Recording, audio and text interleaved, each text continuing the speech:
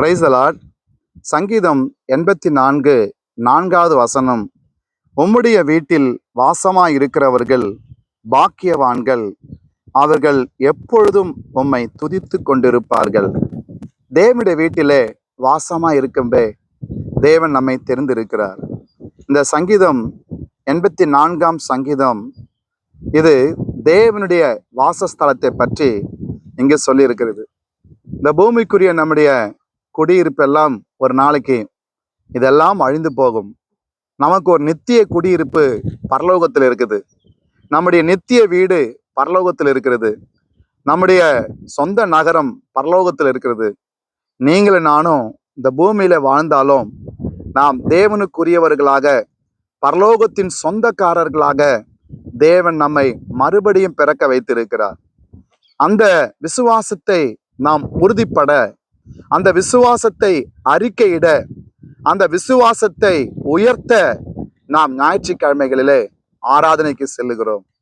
வேதம் சொல்லியிருக்கிறது.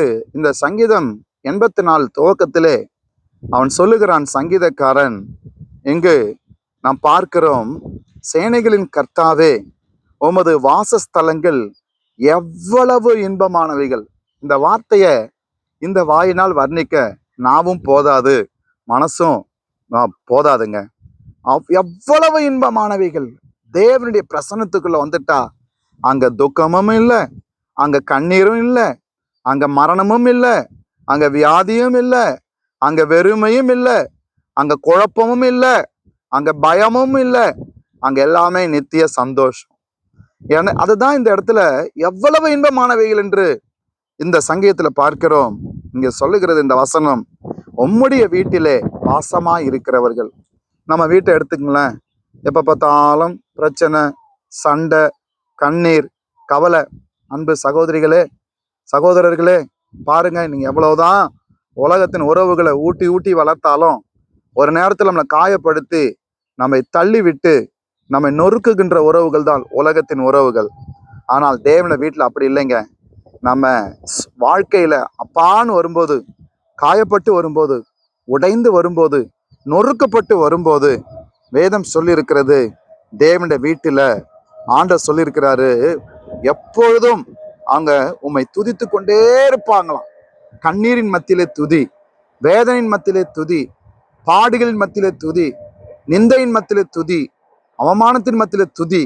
கர்த்தரை துதிக்க துதிக்க துதிக்க துதிக்க துதிக்க இந்த உலகத்தையே மறந்துடுவாங்க. ஸோ நம்ம ஞாயிற்றுக்கிழமை எப்போ ஆராதனைக்கு போனாலும் நேரத்தோடு போகணும், டைமுக்கு போகணும்.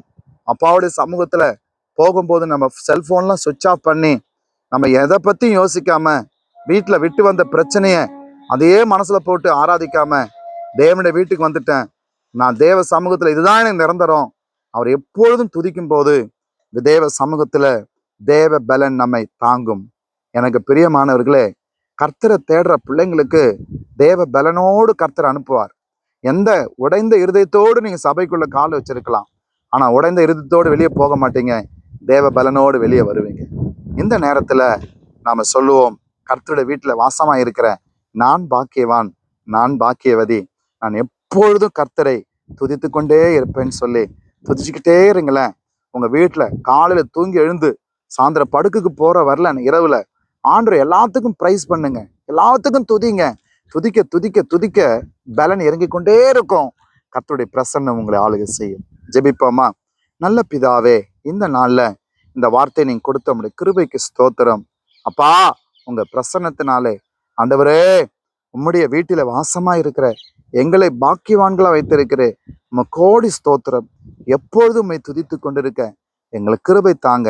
நன்மையும் கிருபையும் மாறாத உம்முடைய பிரசன்னம் ஆளுகை செய்யும். துதி கனமகிமை யாவுமக்கு செலுத்துகிறோம்.